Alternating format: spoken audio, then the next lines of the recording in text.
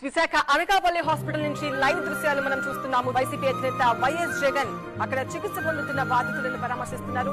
జగన్ తో పాటు మాజీ మంత్రులు అమర్ అలాగే బొత్స కూడా జగన్ తో పాటు ఉన్నారు. ప్రతి ఒక్క బాధితుల దగ్గరికి కూడా వెళ్లి వాళ్ళ యోగక్షేమాలు అడిగి తెలుసుకుంటున్నారు. ప్రమాదం జరిగిన తీరు గురించి స్వయంగా జగన్ అడిగి తెలుసుకుంటున్న దృశ్యాలు